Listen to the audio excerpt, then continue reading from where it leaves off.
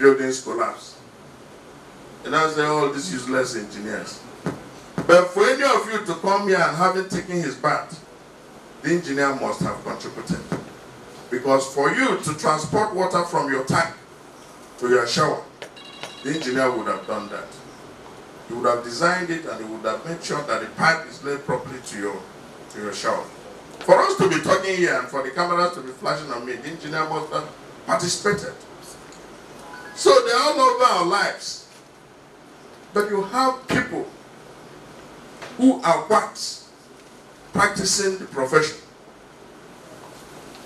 And the engineer, the current, have no, they don't come within their purview in terms of punishment. If they, offend any of our, the law, the current can only deal with their own members. So we try to bring them within the scope. And also the contractors, the contracting company, engineering company, they were also outside the purview of current. But you cannot be shaving a man in his absence. They should also be members of council. And then it should also be possible for them to establish regulations that make sure that the practice of the profession is done properly.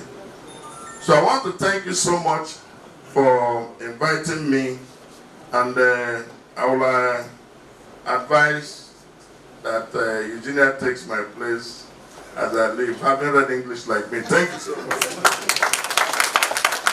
To examine the issue that is very close to my heart and the heart of many Nigerians, which is resolving the infrastructure deficit in Nigeria, a pragmatic approach.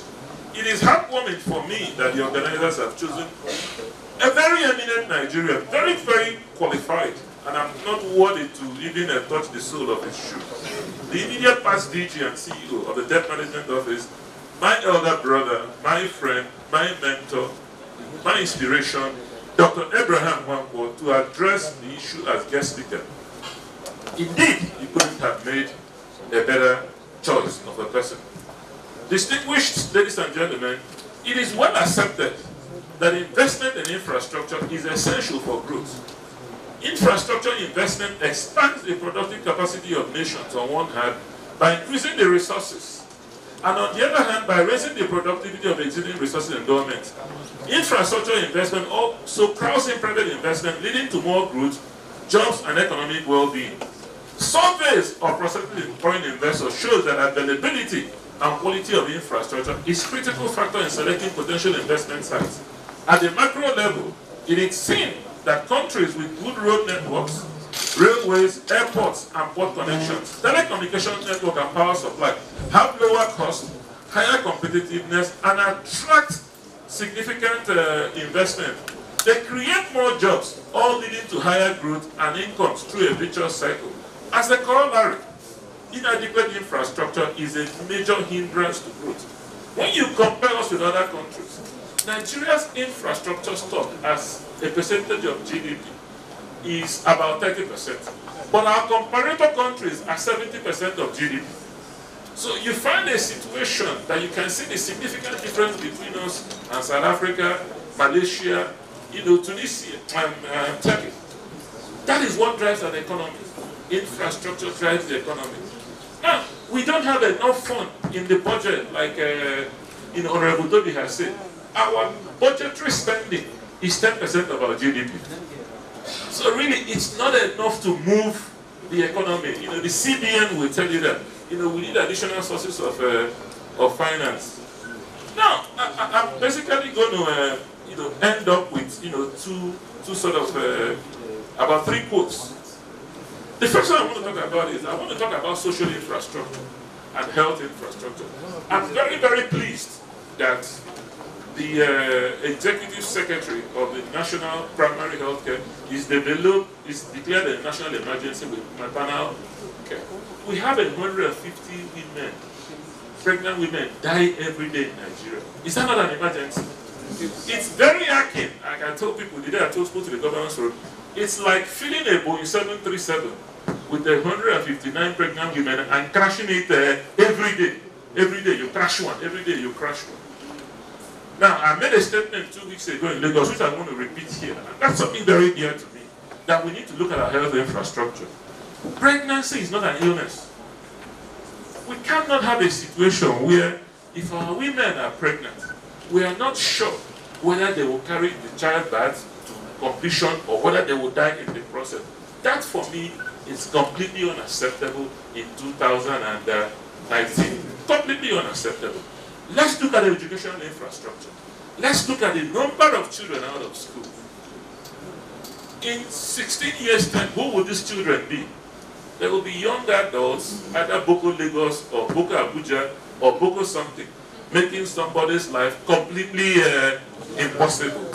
So you couldn't have chosen a better topic. And like I've said, we in the ICRC would like to partner with you to take this to the next level so that we can sort of, we can raise the consciousness, create the sense of urgency that we must tackle this infrastructure thing. I believe that when we mobilize ourselves as a country, we should be able to do it. I just want to share, one quote with you, just to let you know how important infrastructure is. President John F. Kennedy in America, in the 60s, said that America has good roads, not because America is rich, but America is rich because it has good roads. You can see that there is a nexus between infrastructure and economic prosperity. No nation, no country can become economically prosperous without addressing her infrastructure issue. His Excellency President Muhammadu Buhari has always told us that if we don't kill corruption, corruption will do what? Corruption will kill us. We completely accept that. But we in ICRC, we also add to, respectfully, to what the President has said, that if we don't kill our infrastructure deficit, what will happen? The deficit will kill us. And in fact, some of my colleagues say it's already killing us. It's already killing us in terms of roads, the child mortality and everything. So we couldn't have chosen a better topic. So at this juncture, I want you to join me to give a rousing welcome to our lecturer, Dr. Abraham Wangboku. Please come and get us. I will recommend to everybody, because this is a soft copy that's online. We work with BCG, Boston Consulting Group, to prepare this material called Unlocking Nigeria's Potential, the Path to Well-Being, because we believe that Nigeria is a blessed country, we have resources, but we need to become resourceful to take it to the next level. I also want to present this to JustFriends.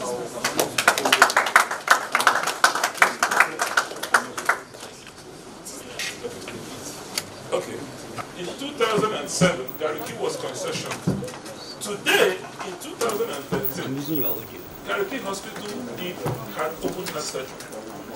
And in November of the same year, they did 3 kidney transplants in 1 day. It's a general hospital. That tells you that if you bring a private and a public together, you can take service delivery to a new level, take affordability to a different level. This is a book that has been published in terms of that experience, and I'm presenting it to Dr. Wangboku.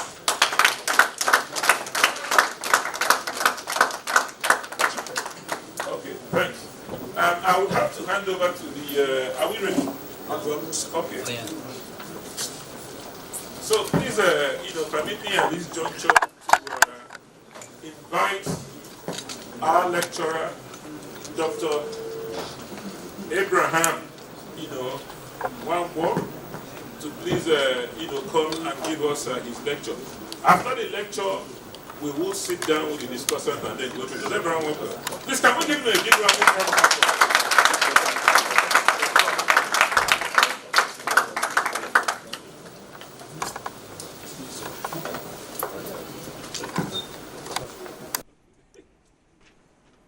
Good morning, distinguished ladies and gentlemen.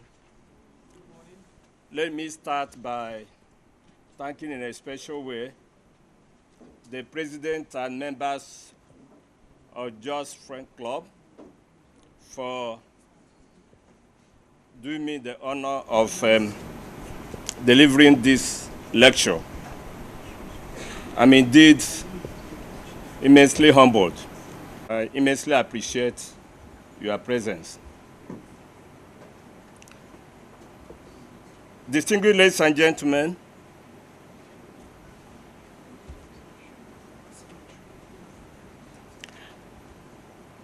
I want to be able to speak on the issue of infrastructure, and I've titled my speech, Realism and Paradox in Financing Nigeria's Huge Infrastructure Needs. That's what they're trying to.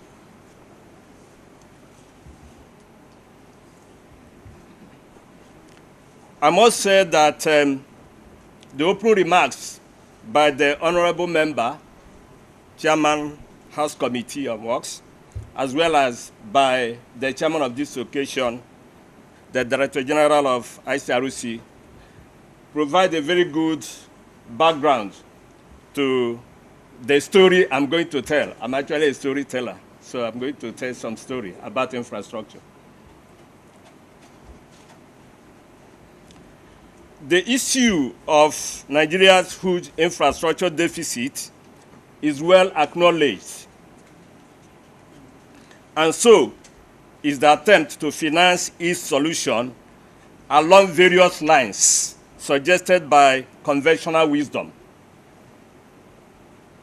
However, the point of departure of this discussion paper derives from the following 4 propositions. I want to differ a little. 1, infrastructure development is important, not only for the solution of the problem of economic backwardness in Nigeria, but also for the solution of the problem of defective federalism and ambivalent, inconclusive nation building. 2, the scale of infrastructure development required for meaningful transformation has to be bold, massive, and rapid, not timid, incremental, and sluggish, and therefore requires substantial financing. Unfortunately, government's ability to contribute its quota, even after taking into account the contribution of the private sector, is already highly constrained by unfavorable fiscal realities, indicating the imperative of substantial public debt financing. This is a paradox, given Nigeria's problematic debt profile, debt history, and public allergy to public borrowing. 3, however, reliance on a well-articulated and detailed business-type transformation plan for ensuring that debt finance infrastructure is effectively used to achieve a diversified, significantly growing, and self-sustaining economy, that is to say, an end-to-end or macro value chain approach to public debt financing of infrastructure investment, provides the answer to that paradox. 4, there is need to change the mindset to emphasize Nigeria's infrastructure deficit as also an opportunity rather than just a constraint to development. This is evident for at least one reason, and that is additional investment in infrastructure in itself constitutes increase in the gross domestic product. Indeed, as Bello, Schuneman, and Porter have aptly noted, quote, Nigeria is the biggest infrastructure market on the continent. However, the investment climate in Nigeria is very complex. Distinguished ladies and gentlemen, from the foregoing, we can claim that the required financing posture is one that is confident and assertive rather than ambivalent and ambiguous. Accordingly, we will present this paper on the realism and paradox in financing Nigeria's food infrastructure needs under 3 parts. Part 1 discusses not only the economic, but also the socio-political context necessitating massive investment in infrastructure. Part 2 deals with the imperative and paradox of financing the big infrastructure program with public debt. And Part 3 outlines the argument for and the essentials of the transformation plan. And this transformation plan is the technical working document which is needed to make debt financing of infrastructure development program not only a viable venture, but also a debt sustainable strategy. So we are now going to the first part, economic and socio-political context for the big infrastructure development.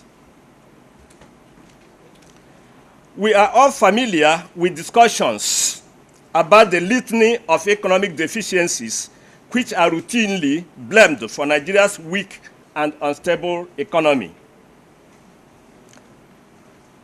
To wit, huge infrastructure deficit, particularly of electricity, road, rail, and waterway transportation, clean water and sanitation, and ICT, with the country ranking an abysmal 132 out of 138 countries on the Infrastructure Sufficiency Index.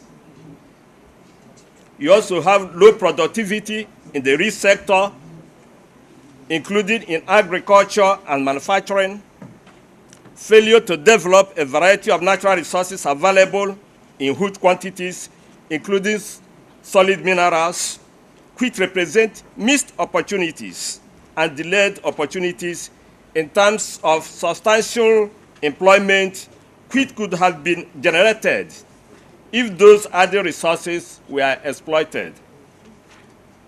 You also have the domination of foreign exchange earnings and public revenue by crude oil and gas exports to the tune of 87% and 77% respectively. You have weak non-oil tax revenue of about 6% compared to peer group range of 18 to 20%. You have weak and unstable exchange rate, high cost of production, high inflation rate, and high interest rate, etc., etc. Distinguished ladies and gentlemen, but what we are not familiar with is an explanation of how these conditions are all interrelated and have a common denominator in infrastructure deficit. While it is acknowledged that Nigeria's weak and inadequate infrastructure accounts largely for the poor performance of the rich sector and is estimated to be causing a loss of about 4% in real GDP growth per annum relative to other middle-income countries in sub-Saharan Africa, it is also important to note that poor performance of the rich sector has repercussions for macroeconomic indicators.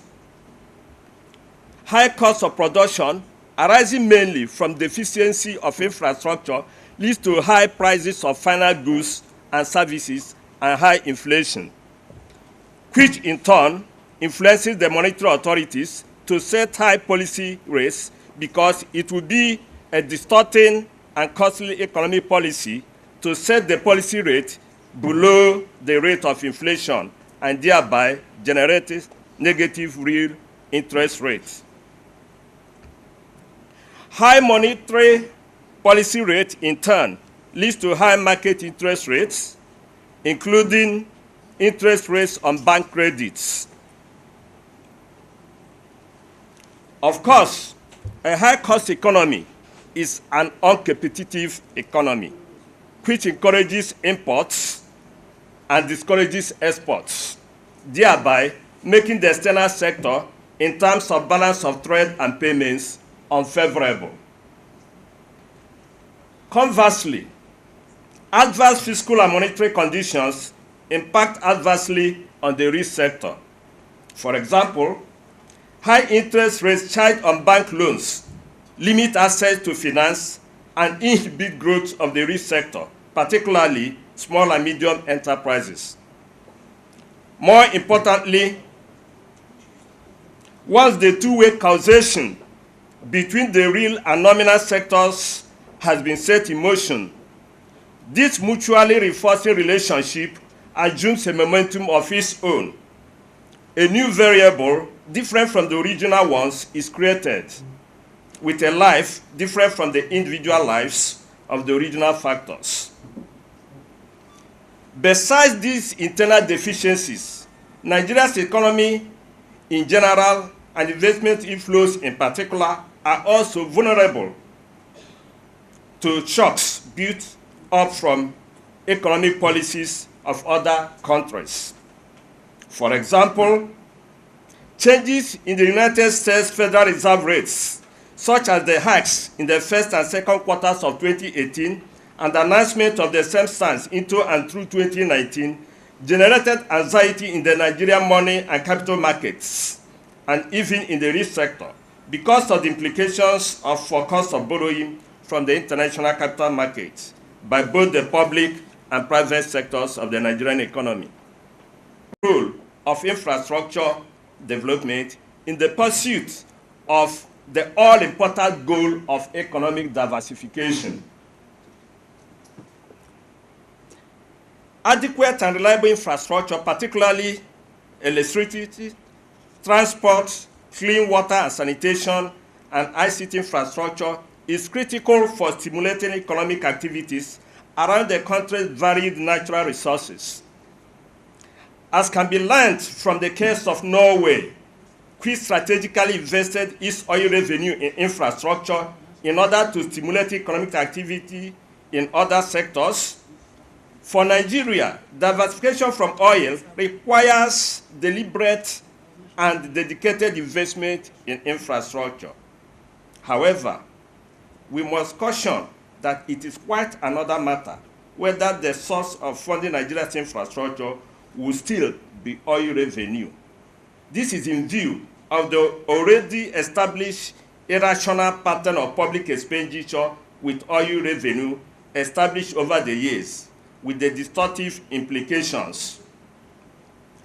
In particular, spatial connection of Nigeria's vast landmass will be critical. As the World Bank has noted in its Nigeria Biannual Economic Update in 2018, the lack of connectivity dampens economic collaboration and cooperation among the country's regions. The report argues that economic diversification can be strengthened through connectivity. It will stimulate diversified long-term growth. It would promote spatial integration and subnational specialization. It would help develop nationally integrated markets for goods and services, thereby enabling the exploitation of economies of scale. This condition would attract much-needed private sector investment that would want to benefit from a big home market with a growing middle class and about 65 million economically active people. Again, what is being emphasized here is that infrastructure is key to any serious program of economic diversification in Nigeria. One can discern that there is a vicious cycle of underdevelopment, and the bottom line of the vicious cycle is a devastatingly high rate of unemployment and of poverty. This cycle of underdevelopment and poverty needs to be boldly broken and reversed into a vicious cycle of prosperity. More importantly, one can discern from the foregoing that the whole gamut of deficiencies and failures in the real sector, fiscal sector, monetary sector, and external sector can be traced substantially to and remedied from the state and performance of infrastructure. What is the connection between infrastructure, insecurity, and violence? Beyond the economic front, it is noteworthy that even the pervasive challenges of violent crimes, insecurity led by internal and external agents, as well as separatist inclinations and agitations, have much to do with the weak economy, not only in terms of low per capita income, but also the high degree of inequality in income distribution and the consequent high poverty level. These underlying maladies can be significantly reduced with a more prosperous and equitable economy and corresponding advancement in nation building. However, the required rapid transformation of the economy will be made feasible only with a single-minded, massive financing of infrastructure projects. What is the relationship between infrastructure and the challenge of Nigeria's fiscal federalism, otherwise known as restructuring? Indeed, it is plausible to reason that infrastructure development is key to achieving a viable federation because it would make feasible the development of the resources in each geographical area and make the regions economically viable. By enhancing the internal revenue generating capacity of constituent units of the Federation, infrastructure development will make them less apprehensive of a future where dependence on oil revenue is not the basis for fiscal viability. They would therefore be better disposed to a prosperity-friendly political restructuring. Of course, most of us here who are economists will appreciate that once you have attained a particular level of consumption and the source of funding that consumption is removed, there will be crisis. Therefore, the natural tendency is for you to resist it. This is well amplified in the permanent income hypothesis of Friedman, as well as the relative income hypothesis of Dunsbury. Therefore, we do not expect that you can achieve restructuring in a crisis-free way if you do not address the issue of the fact that already there has been an established pattern of allocation and consumption.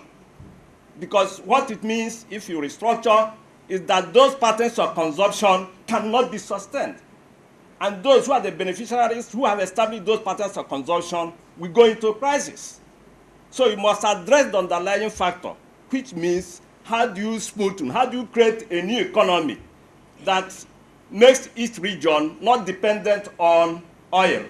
And once they're not dependent on oil, when you talk of political restructuring, then people can listen to you. So, and that is where infrastructure comes in. Because the essence of massive infrastructure development is that each region, each state, each locality will be able to take advantage of infrastructure to develop the various resources they have. Because as has been carefully explained in the opening remarks, infrastructure is basic to economic development, to exploitation of your resources, solid minerals, agriculture, development, manufacturing. So if there's massive infrastructure all over the country, people will be able to develop economic activities based on their own natural resources. Even sand is a natural resource. If you have enough energy, sand is a good natural resource we can exploit. Therefore, it is important in dealing with the problem of political restructuring to link it back to the problem of infrastructure deficiency. As you know, Nigeria operates a federal system with 3 tiers of government. It had the federal government, assisted governments at the federal capital territory, as well as 774 local governments. The total area of the country covers a diversity of climatic, soil, and vegetation types, which provide the basis for a diversified economy.